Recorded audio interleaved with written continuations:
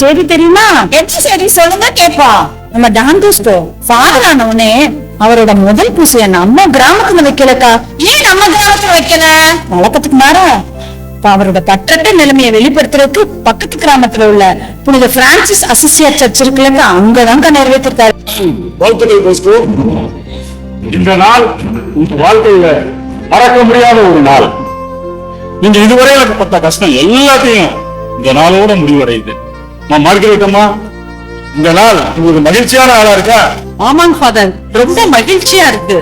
Bosco, இனிமே நீங்க நினைச்ச மாதிரி உங்க வாழ்க்கையில இளையோருக்கான பணி, அப்புறம் அந்த அனாதை சிறுவர்களுக்கான பணி, இதெல்லாம் மிக சிறப்பா செய்யலாம். God bless you. வாழ்த்துக்கள் போஸ்கோ. Thank you father. என் அன்பு மகனே ஜான் போஸ்கோ, நான் பண்ண ஜெபம்லாம் இன்னைக்கு நிறைவேறிச்சுப்பா.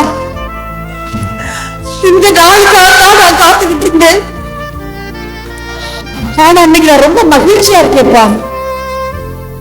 ஒவ்வொரு அர்ப்பணி வாழ்வுக்காக நான் சொன்ன அறிவுரைகளை மட்டும் நீ என்னைக்கு மறந்துடாதப்பா. எனக்கும் ரொம்ப ரொம்ப சந்தோஷமா இருக்குங்கம்மா. ஆமா, அது என்ன நெத்தியில இன்னும் அந்த காயம் ஆறவே இல்லை? ஓ அதுவாப்பா, அது ஒண்ணும் இல்ல. பட்டுப்பூச்சிக்கு இலை பறிக்கிறதுக்காக மரத்துல ஏறி இருந்தனா திடீர்னு எதிர்பாராத விதமா கிளை முடிச்சு கீழே விழுந்துட்டு காயம் பெருசாகி எங்கவோ ஆர்டினேஷனை கூட அம்மா பார்க்க முடியாம போயிருமோன்னு பயந்துகிட்டே இருந்தேப்பா. ஆனா பயப்படப்படியா ஒண்ணும் இல்ல. இந்த காயம் இப்ப நல்லா ஆறி வந்துருச்சுப்பா. எல்லாம் அந்த தேவதாயோட அருள்தாமா. நீங்க என் கரங்களை முட்டை செய்யாதபடிக்கு அந்த சாத்தா அவங்கள தடுத்து வச்சுங்கம்மா. உங்க உயிரையும் பறிக்க நினைச்சிருச்சு. ஆனா அதோட எண்ணம் நிறைவேறவே இல்லைங்கம்மா. ஒன்னே ஒண்ணு, உங்க நெத்தியில அந்த சின்ன அடையாளத்தை விட்டுட்டு போயிருக்குங்கம்மா. அந்த தேவதாய் தான் உங்களை காப்பாத்திருக்காங்க.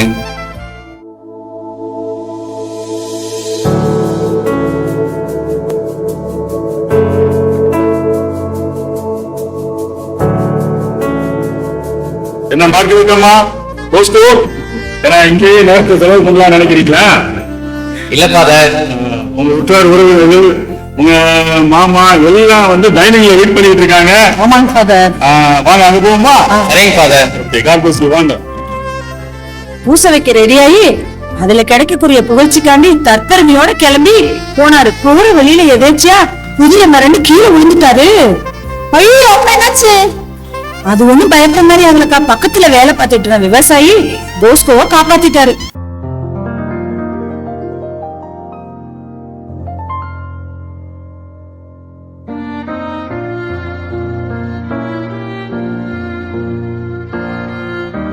நண்பரே, சரியான நேரத்துல வந்து என் உயிரை காப்பாத்தி இருக்கீங்க.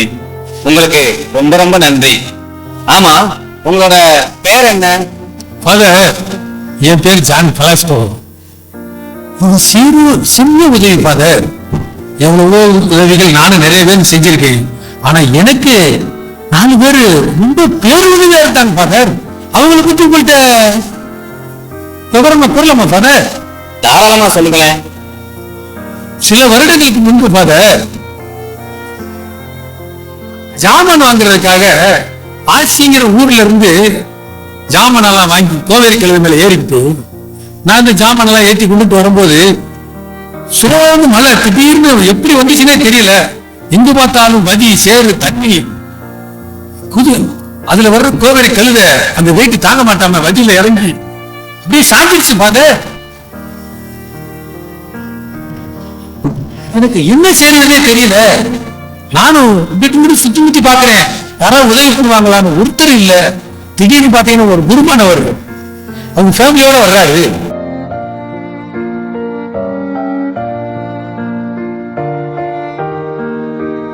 அவர் ஃபேமிலியோட வரும்போது நான் அப்படி வீட்டுக்கு கீழே விழுந்து கிடக்கிறத பார்த்துட்டு இனி அழகா தூக்குறாங்க. அப்படியே தூக்கி எனக்கு அவங்க வீட்டுக்கு கூட்டி போய் அவங்க எனக்கு வேணுங்கிற உதவிகள் எல்லாம் செஞ்சு இரவு முதற்கொண்டு அழைத்து எனக்கு ஒரு நல்ல ஒரு உதவி பண்ணாங்க. அந்த உதவிய எப்படி நான் அதை ஏத்துக்கிறது அப்படின்னு சொல்லிட்டு அவங்களுக்கு ஒரு பொருளுதவி கொடுத்தா ஒரு நல்லதா இருக்குமேன்னு என் மனசுல தோணுச்சு. அவருக்கு வேணுங்கிற பொருளுதவிய என்னால முடிஞ்சதை செஞ்சேன் ஃபாதர். வாங்க மறுத்துட்டாரு. அப்போ ஒரு வார்த்தை சொன்னார் ஃபாதர், என் மனசை தொட்டுச்சு. இன்னைக்கு நான் உங்களுக்கு உதவி பண்ணிட்டேன், நாளைக்கு நீங்க எனக்கு ஒரு உதவி பண்ண ரெடியா இருப்பீங்க, காத்திருப்பீங்க, ஆண்டவர் அருள் செய்வார் அப்படின்னு ஒரு வார்த்தையை சொன்னார் ஃபாதர். எனக்கு அப்படியே புரிச்சு போச்சு.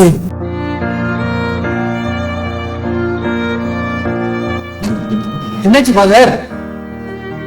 இல்ல நீங்க சொன்ன இந்த நிகழ்ச்சி தான் எனக்கு ரொம்ப ரொம்ப சந்தோஷமா இருக்கு. எப்பயோ நடந்த நிகழ்ச்சிய இன்னும் நீங்க மறக்கவே இல்லையே. எப்படி ஃபாதர் மறக்க முடியும்? சிக்கட்டான சூழ்நிலையில பேருதவியா இருக்காங்களே ஃபாதர். உங்களுக்கு உதவி செஞ்ச அந்த 4 பேரோட குடும்பத்தின் பெயர் தெரியுமா உங்களுக்கு? ஃபாதர், இந்த குடும்பத்தின் பேரு மோஸ்ட்லி வரும் ஃபாதர். ஃபாதர் உங்களுக்கு தெரியுமா? உங்களுக்கு உதவி செஞ்ச அந்த குரு மாணவர் தான் இன்னைக்கு உங்க முன்னாடி ஒரு குருவானவரா நிக்கிறேன். ஃபாதர் நீங்களா ஃபாதர்? இது ஃபாதர் அன்னைக்கு சொன்னது, நீங்க சொன்னது அன்னைக்கு நிறைவேறிச்சு ஃபாதர். கடவுளுடைய கருணை ஃபாதர். ஆமா நான் அன்னைக்கு செஞ்ச ஒரு சின்ன உதவிதான் இன்னைக்கு ஒரு பேருதவியா இருக்கு, என் உயிரவே காப்பாத்தி இருக்கு. அதுக்கு உங்களுக்கு ரொம்ப ரொம்ப நன்றி ஃபாதர். எங்க வீட்டுக்கு வாங்க ஃபாதர், உங்களுக்கு என்னால முடிஞ்ச உதவிகளை நான் செய்யறேன் ஃபாதர். இல்ல நான் இப்ப உடனே கிளம்புறேன். நான் மனிதர்கள் முன்னாடி மலையுரையாற்றி எல்லாத்துக்கும் புகழ்ச்சியோட இருக்கணும்னு தற்பெருமையோட வாழ்ந்துட்டேன். ஆனா அது தப்புன்னு கடவுள் ஒரு குதிரை மூலியமா எனக்கு உணர்த்திட்டாரு. இனிமே மனிதர்கள் முன்னாடி புகழ்ச்சியோட இல்லாம அந்த இறைவனோட பெருமை எல்லாத்தையும் கூறி நான் உயிர் வாழ போறேன். உங்களுக்கு ரொம்ப ரொம்ப நன்றி ஃபாதர். அந்த குதிரைய நீட்டி தர வேண்டியது என்னோட பொறுப்பு ஃபாதர். ரொம்ப ரொம்ப சந்தோஷம்.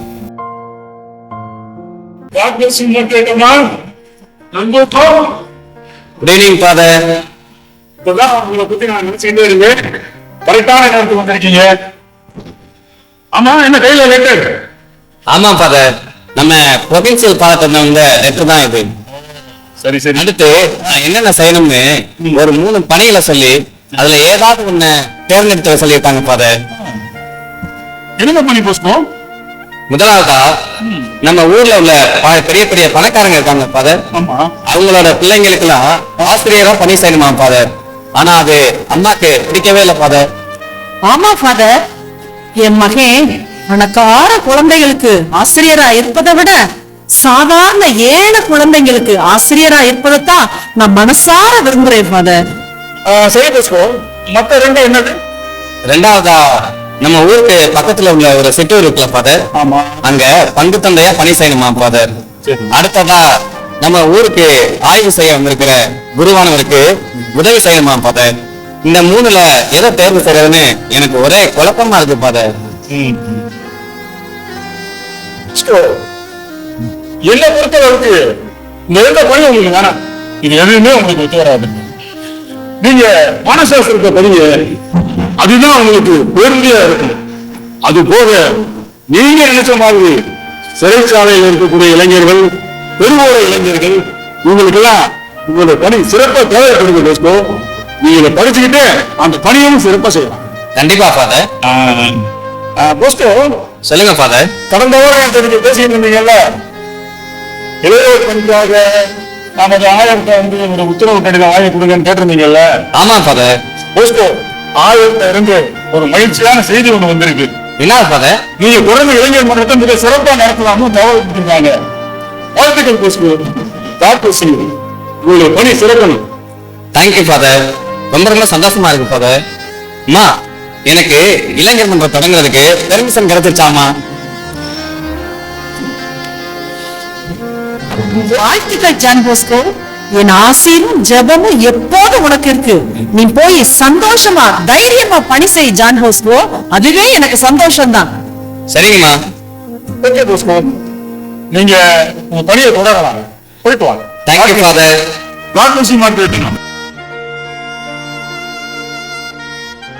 ஆயர் இளைஞர் மன்றத்தை ஆரம்பிக்கிறதுக்கு அனுமதி கொடுத்தவனே போஸ்கோ 1841 ஆண்டு டிசம்பர் 12ஆம் தேதி இளைஞர்களை வச்சு மன்றத்தை துவங்கிட்டாருக்கா. இளைஞர் மன்றத்தை ஆரம்பிச்ச உடனே வாரம் ஞாயிற்றுக்கிழமை சிறுவர்களோட எண்ணிக்கை அதிகரிச்சுட்டே போச்சு. இதுல பாத்தீங்கன்னா வர சிறுவர்கள்ல நல்ல சிறுவர்களை தேர்ந்தெடுத்து அவருக்கு ஹெல்ப்புக்கு வச்சுக்கிட்டாருக்கா. அந்த குழந்தைங்களுக்கு மரியனின் பக்தி பாடல், நீதிநெறி கதைகள், டான்ஸ், பாட்டுன்னு கத்து கொடுத்து சந்தோஷமா இருந்தாருக்கா. அது மட்டும் அல்லாம அவரு ஞாயிற்றுக்கிழமையில பிள்ளைகளை கோயிலுக்கு கூட்டிட்டு போய் ஞான வாசகத்தை கேட்க வச்சிருக்காரு. அதுக்கப்புறம் வெளியே கூட்டிட்டு போய் அதுகளை விளையாட சொல்லி அந்த விளையாடுறப்ப இவர் அடைந்த சந்தோஷம் எவ்வளவு தெரியுமா அக்கா. நீங்க சொல்றத கேட்கும் போது எனக்கு ஒண்ணு தோணுதுக்கா. இந்த பழங்கள் இருக்க மரத்தை பார்த்துட்டு பறவைகள்லாம் கூட்டமா வருங்களா, அதே மாதிரி நம்ம போஸ்கோவை சுத்தி இந்த ஏழை சிறுவர்கள் கூட்டமா இருந்தாங்கக்கா. மந்தார வாழ வைக்கும் மனுஷராவே மாறிட்டாருன்னா பாருங்க போஸ்கோ. சிறுவர்களோட எண்ணிக்கையும் 50க்கு மேல ஆயிடுச்சுக்கா. பூசிக்கு ரெடி ஆயிட்டாங்க. ஆனா பூசி உதவி செய்யறதுக்கு ஒரு பயன் இல்ல. எங்க போற ஒரு பயன்?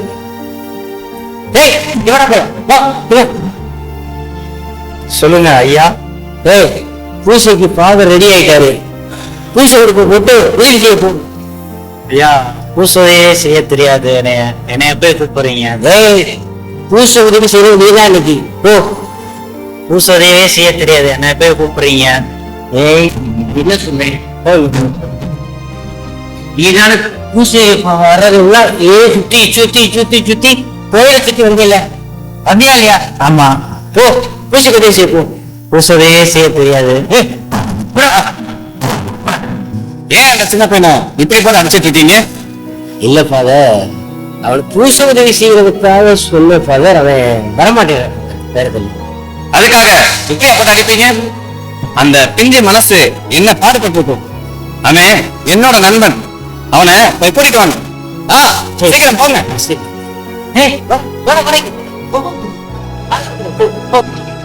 தம்பி இங்க வா.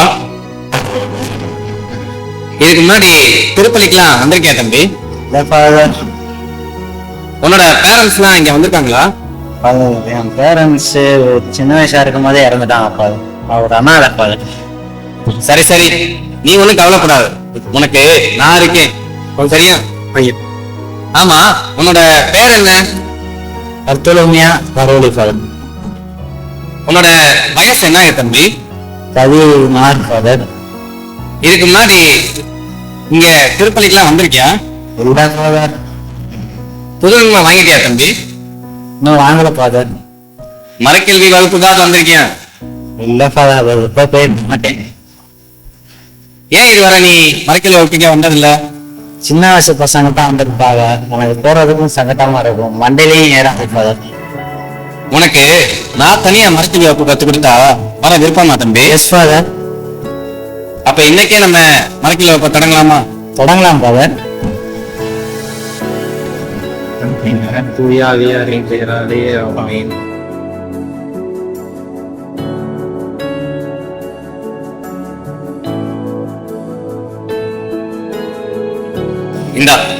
இந்த மாதா சுருவத்தை வச்சுக்க. Okay father. அடுத்த வாரம் கண்டிப்பா மரக்கல்வி வகுப்புக்கு வந்துடணும். Okay father. நீ மட்டும் இல்ல, உன்னோட நண்பர்கள் எல்லாத்தையும் கூட்டிட்டு வரணும். Okay father. நான் மட்டும் இல்ல, அடுத்த நீ ஃப்ரெண்ட்ஸையும் கூட்டிட்டு வரேன் father. God bless you. Thank you father.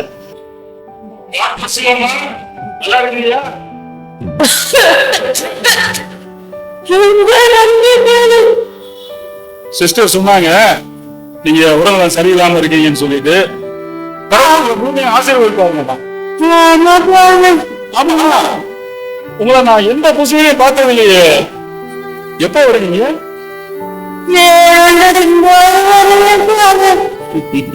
அது சொல்லாமா? நம்ம உடம்பை எவ்வளவு தூய்மையா பாதுகாக்கணும்னு நினைக்கிறோமோ அதே மாதிரி ஆலயத்துக்கு போய் நமக்கு ஆன்மாவே வளர்த்துக்கணுமா? சரியா விட்டுங்க. தொத்தரவு வருவாரம் பண்ணலாமா? என்னங்கம்மா, செய்யலாமா? என்னங்கம்மா, பாவ சங்கீதனை செய்யலாமான்னு சொன்ன உடனே இப்படி பதறீங்க? அம்மா, பாவ சங்கீதனம்ங்கிறது நம்மளையும் இறைவனையும் ஒருங்கிணைக்கக்கூடிய ஒரு முக்கியமான ஒரு அம்சம்மா. அதை நீங்க வேணாம்னு சொல்லும்போது ரொம்ப வருத்தமா இருக்கு. இப்பயாவது பாவ சங்கீதனம் பண்ணலாமா? வேணாம் பாரு, நீ தொன்று பாரு. கம் ஆன்மீகம் காமெடி பண்றீங்க. சிஸ்டர் ஏற்கனவே சொன்னாங்க அவங்க ரொம்ப குடிவாரக்காரங்க, பாவ சங்கீதனை செய்ய மாட்டாங்கன்ட்டு. நான் அதுதான் ஒரு பாவத்தை சொல்லிட்டு வந்திருக்கேன். அவர் அநேகமா இப்ப வந்திருக்கணும். Father Bosco, welcome. வாங்க வாங்க வாங்க. God bless you father. வணக்கம் ஃபாதர்.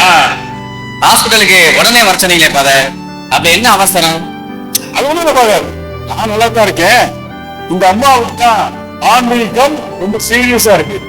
அதனால அவருடைய ஆன்மீகத்தை கொஞ்சம் சரி பண்ணிடுறீங்களா? கண்டிப்பா ஃபாதர். ஃபாதர், எனக்கு டைம் ஆயிடுச்சு, நான் அவசரமா வெளியே போக வேண்டியிருக்கு. நீங்க கண்டினியூ பண்ணிக்கிறீங்களா? நான் பாத்துக்கிறேன் father. Okay, thank you father. Thank you father. அம்மா நீங்க முன்னாடி வாங்க. அம்மா நீங்க ஒரு கத்தோலிக்க பெண் தானே? ஆமா பாரு, நான் கத்தோலிக்க கிறிஸ்தவ பெண் தான் பாரு. டெய்லி திருப்பலிக்கெல்லாம் வருவீங்களா? ஜெபம்னா சொல்லிருக்கீங்களாமா? அப்பப்ப நேரம் கிடைக்கும் போது போவேன் பாரு. அப்பப்பதான் டெய்லி நீங்க சாப்பிடுவீங்களா? ரப்பே போட்டுட்டீங்க. நாளைக்கு ஆளுங்களை சாப்பிடுவேன். இவ்வளவு நல்லா சாப்பிட்டோம்னா கூட உங்க உடம்புக்கு முடியாம போச்சு. இதெல்லாம் நல்லா சாப்பிட்டும் கூட உங்க உடம்புக்கு முடியாம போச்சுன்னா ஒரு சில நல்ல காரியங்களை செய்யாம உங்க ஆன்ம நலனும் பாதிச்சிருக்குமேமா. அது பத்தி உங்களுக்கு கவலையே இல்லையா? அழுக்கடைஞ்ச வீட்லயும் பாலடைஞ்ச வீட்லயும் நீங்க குடியிருப்பீங்களாமா? அதே போலதான் அந்த கடவுளுமா அழுக்கடைஞ்ச ஆன்மலையும் பாலடைஞ்ச ஆன்மலையும் அவரை இருக்க மாட்டாரு. எந்த அளவுக்கு நம்ம ஆன்மாவை சுத்தமா வச்சுக்கிறோமோ அப்பதான் அந்த இறைவன் நம்மளோட இருப்பாருமா. அந்த ஆன்மாவை சுத்தபத்தமா வச்சுக்கிறதுக்கு சில பல காரியங்களை நம்ம செஞ்சே ஆகணுமா. ஜெபம், தர்மம், பிறரன்பு, மன்னிப்பு இப்படின்னு சொல்லிக்கிட்டே போகலாமா? அது மட்டும் போதுமா பாரு? அது மட்டும் இல்ல, தவறான வழிநடத்த, பாவம் இல்லாத வாழ்வு இதெல்லாம் இல்லாமையே வாழ்றதாமா மேலானது. அப்படியா பாரு? பாவம் பண்ணா செத்துற மாட்டீங்க. அந்த கடவுள் நம்மள அவரோட மகனா மகளா நினைச்சு நாம செய்யற பாவத்தெல்லாம் மன்னிச்சு அவரோட நம்ம வாழ்வு பெறணுமா? பாவம் பண்ணா இறந்துருவோமா பாரு? இல்ல இல்ல, அதுக்காக தான் அந்த குருவானவர் மூலியமா நம்மளுக்கு பாவ சங்கீதனம் கொடுத்து நம்ம செய்யற பாவத்தெல்லாம் மன்னிச்சு விட்டுருவாருமா. அப்பதான் நம்ம சுத்தபத்தமா இருப்போம். நீங்க இப்ப உடனே போய் பாவ சங்கீதனம் செஞ்சிருங்கம்மா. அது முட்டையம்மா, வேண்டாம் பாரு, நான் பாவ சங்கீதனை செய்ய மாட்டேன் பாரு. இறைவனோட திருப்பெயரால உங்களுக்கு சொல்றேன், நீங்க இன்னும் கொஞ்ச நேரம் உயிரோடவே இருக்க போறீங்க. ஆமா ஆமா, அதுக்காக தான் சொல்றேன், நீங்க இப்பவே போய் பாவ சங்கீதனை செஞ்சு நோய் பூசல் பெற்றுக்கணுமா. அப்பதான் உங்களுக்கு அந்த இறைவனோட அருளும் கடவுளுக்கும் உங்களுக்கு இருக்கிற அந்த உறவு நீடிக்குமா. எல்லாமே உங்களோட நல்லதுக்காக தான் நான் சொல்றேன். பாத்துங்க பாரு, நீங்க பேசின பேச்சு என் இதயத்தை இன்னமோ போல பண்ணுது பாரு. எனக்கு வருந்தால பயத்தையே உண்டாக்குச்சு பாரு. நான் இப்பவே வந்து பாவ சங்கீதனை செஞ்சுட்டு நல்ல திருப்பலி கண்டுட்டு நற்கொன்னே உட்கொள்ளுறேன் பாரு. எனக்கு பாவ சங்கீதனை கொடுங்க பாரு.